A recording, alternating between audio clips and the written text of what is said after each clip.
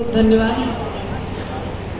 सबसे पहले तो मैं कठपुतली द्वारा जो ये कार्यक्रम किया गया और उन महानुभाव को बहुत बहुत बधाई दूंगी, बहुत बहुत धन्यवाद दूंगी कि आप अपनी उंगलियों के कलाकारी से, अपनी बाड़ी से हम लोगों को बहुत ही मंत्रमुग्ध कर दिया और कृत्य कर दिया। आपकी बाड़ी से, आपके कृत्य से, आपकी कला से भी हमारा किसान भाई ना जागा तो इससे बेकार और दयनीय स्थिति और कोई नहीं हो सकती। हमारे किसान भाइयों से यही अनुरोध करूंगी कि किस तरीके से हमारे माननीय प्रधानमंत्री जी, माननीय मुख्यमंत्री जी इतनी अच्छी तरीके से नाटक से, अभिनय से और संगोष्ठी से, विराट मेला के माध्यम से इतने अच्छे कार्यक्रम लेकर इस विराट मेला में आए हैं, उनको बहुत बहुत बधाई। आज हम सभी लोग अभी इस विराट मेला के निवेश मेला में, संगोष्ठी में, प्रदर्शनी में सम्मिलित हुए और हमारे इस विराट मेला में जिले के सभी लोग तो उपस्थित ही हैं और हमारे जो अन्य जिलों से भी आए हैं, जैसा डीडी सर ने बताया, शाहजहाँपुर से भी हमारे किसान भाई आए हैं, उन्नाव से भी किसान भाई आए हैं, सीतापुर से भी किसान भाई आए हैं। जहाँ तक उनका निमंत्रण गया है वहाँ से सभी किसान भाई आए हैं। आए हुए सभी किसान भाइयों का और हमारे जिले की विकास की विकसित यात्रा में सभी सहयोगी, हमारे व्यवसायीगण और मंच पर बैठे हुए हमारे सभी सम्मानित अधिकारीगण, डीडी सर और सभी हमारी बहनों का जो अधिकारीगण हैं, अन्य विभाग से आए हुए सभी अधिकारियों का मैं इस मंच के माध्यम से स्वागत और अभिनंदन करती हूँ। आज हम सभी लोग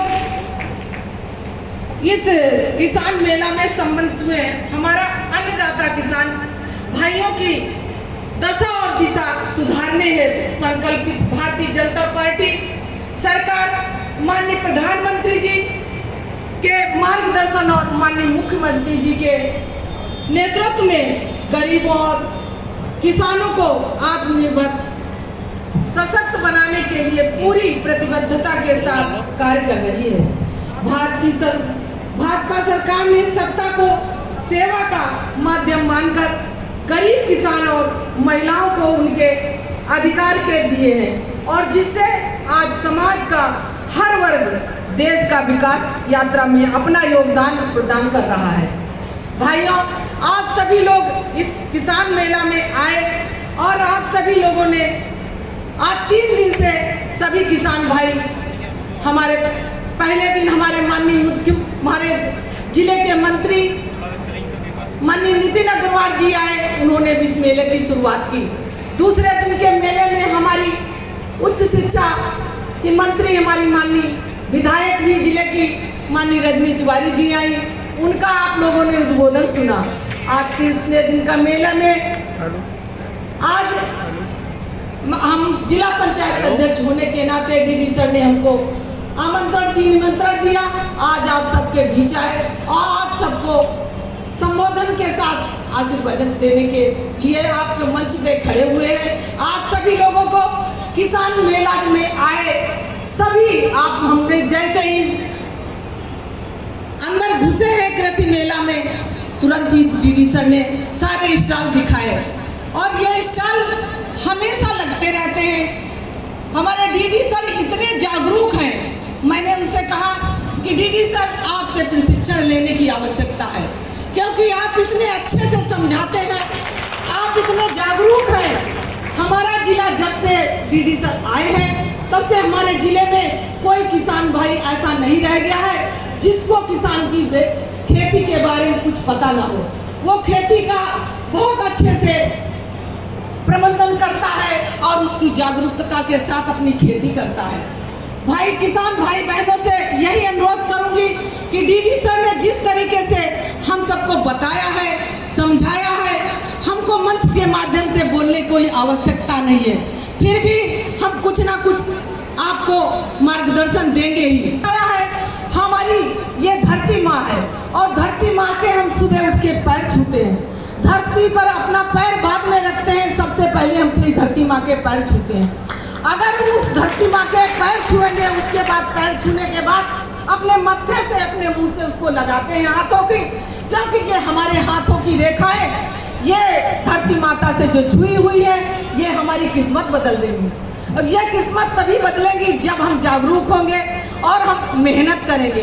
जैसे कि डीडी सर ने बताया कि हम सब लोग सबसे पहले क्या करते थे, अपनी धरती माता को दिया सलाई लगाते थे।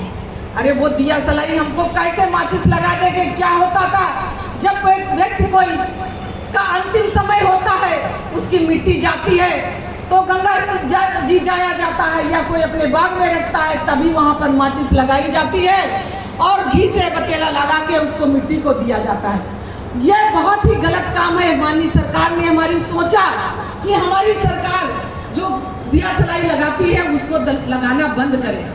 कहा जाता है कि पराली हमारे खेत को बचाती है, हमारी फसल को बचाती है, उसमें हमारे जो जीवाणु होते हैं वो फसल को दुगना। प्रशिक्षण से हमको जागरूक करती है कि पराली से जलाने से हमारे खेत में जो जैविक जीवाणु होते हैं वो मर जाते हैं और हमारी खेती उतना अन्न नहीं देती जितना हमको चाहिए होता है।